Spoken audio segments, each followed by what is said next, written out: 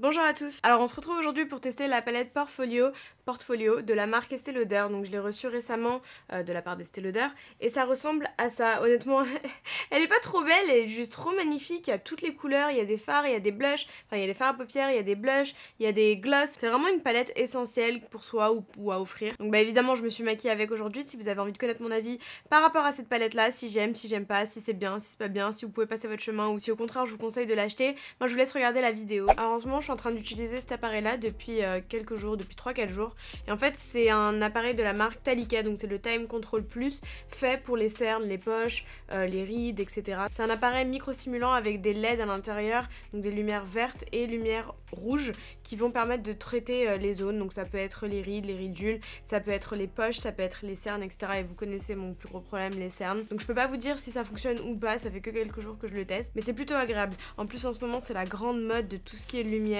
pulsée, lumière ceci, lumière cela. Il y a même des lumières, j'ai vu une pub qui traitait les boutons, d'ailleurs j'en ai un là. Vous connaissez ce moment du mois. De toute façon dès qu'il y a une nouveauté que j'intègre à ma routine, je vous le présente, on sait jamais, puis ça se trouve que vous allez voir les résultats avant moi-même. N'hésitez pas à me le dire en commentaire hein, si vous voyez une diminution de mes cernes ou que vous voyez mes cernes un peu moins marquées. Bref, du coup l'étape soin est faite, j'ai déjà appliqué ma crème hydratante. Je me demande en fait si je vais faire mon teint dans cette vidéo ou pas, parce qu'en vrai je le fais vraiment tout le temps et c'est redondant, je fais tout le temps la même chose. J'essaye certes de varier les fonds de teint, mais c'est vrai que ça reste quand même tout le temps la même chose. Du coup je pense que je vais quand même le faire en voix off et on se retrouve tout à l'heure pour le test de la palette. Donc aujourd'hui je vais appliquer le Fit Me de la marque Maybelline que j'ai en teinte 230.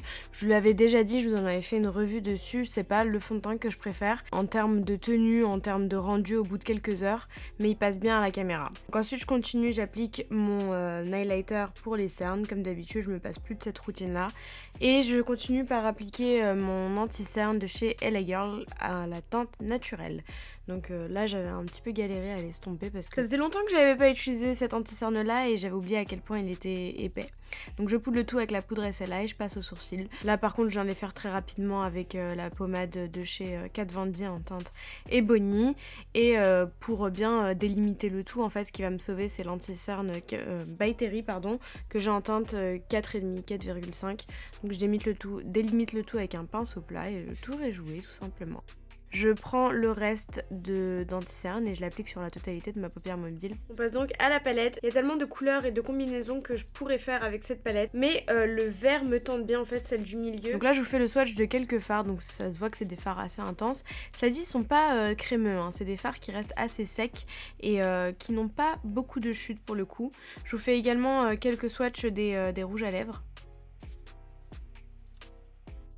Avec un pinceau fluffy, je vais commencer par prendre une couleur un petit peu marronnée. Par contre, je vais peut-être avancer un petit peu la caméra. On est mieux là, non? Donc je commence avec ma petite couleur marron hein, que j'applique au creux paupière. Pour l'instant, ça s'estompe plutôt bien. La couleur est un marron, un espèce de marron froid. Il y a aussi un marron chaud, mais j'avais envie de commencer par cette couleur. Bah tenez, on va le prendre maintenant, le marron chaud. Je pense que la différence va tout de suite se voir. Vous voyez, ça tire plus vers le orange en fait. Pour l'instant, ça va, ça s'estompe plutôt bien. Il n'y a pas beaucoup de chute. Voire pas du tout. J'essaie d'appliquer ce marron là. Il a l'air un chouïa plus... Oui, il est un peu plus foncé. Je vais continuer de l'appliquer et de le travailler au niveau du pli paupière. Là, pour le coup, c'est vraiment cool parce qu'il y a plusieurs choix de marron. Donc, vous avez et du marron froid et puis vous avez plusieurs teintes et sous-teintes. Plusieurs nuances. Plusieurs nuances. Donc, vous pouvez vraiment vous éclater là pour le coup selon les make-up que vous voulez faire. Ensuite, je vais tout simplement venir prendre la couleur verte et je vais l'appliquer au doigt. Je la trouve un petit peu sèche au toucher, c'est pas une texture crémeuse, faut vraiment en prendre beaucoup pour l'appliquer.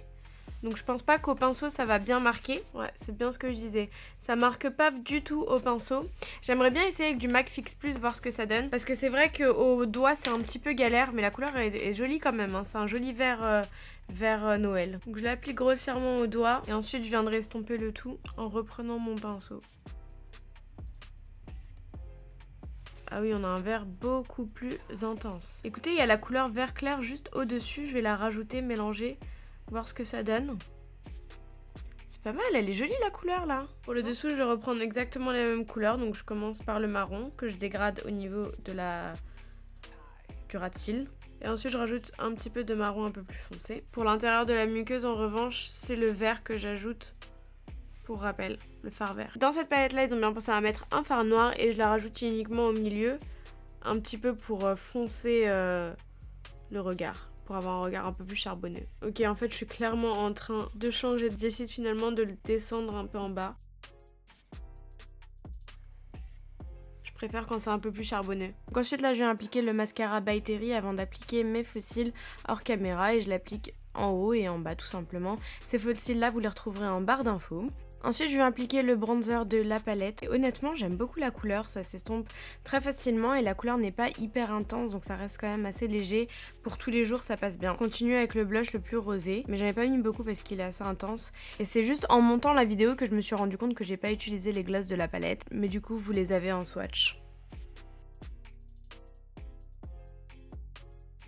Bon me revoilà, je vais reprendre un peu de du Soft and Gentle de chez MAC pour le mettre notamment au niveau du coin interne de l'œil pour éclaircir le regard et surtout sur l'arête du nez. Bon alors mon mot final sur la palette Portfolio, déjà je trouve qu'il y a une variété de choix de coloris de fard, donc il y en a vraiment pour tous les goûts.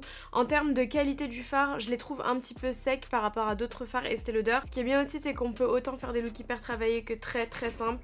Comme je vous l'ai dit, vous avez tout en plus dedans, il y a des rouges à lèvres, les glosses, le blush, les fards à paupières, etc. Évidemment, la palette est huge, genre elle est vraiment grosse, donc c'est pas la palette adéquate pour voyager. En revanche, pour un cadeau, moi je le vois un petit peu comme vous savez, les palettes, les coffrets palettes qu'on offre, qu'on ouvre, qu'on tire, etc.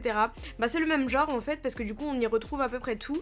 Et là pour le coup, elle est très jolie et en termes de visuel, c'est très qualitatif. Donc pour un cadeau, pour Noël, pour un anniversaire, c'est top, et même pour soi, pour s'offrir à soi-même. En termes de prix on est sur du 69 €, je trouve ça très raisonnable compte tenu de tout ce qu'il y a à l'intérieur finalement. Par contre c'est une édition limitée donc je sais pas jusqu'à quand vous pourrez la trouver. En tout cas si vous l'avez testé n'hésitez pas à me dire en commentaire. De la même façon si vous voulez que je reproduise d'autres looks avec les fards de cette palette, bah écrivez-le moi en commentaire, je le ferai avec grand plaisir. Comme vous pouvez le voir c'est la fin de ce tuto, je vous retrouve dimanche pour une toute nouvelle vidéo et pas des moindres. C'est une vidéo assez spéciale et j'espère vous retrouver à 20 h 30 ce dimanche. En attendant prenez bien soin de vous, plein de gros bisous, ciao ciao. Mouah.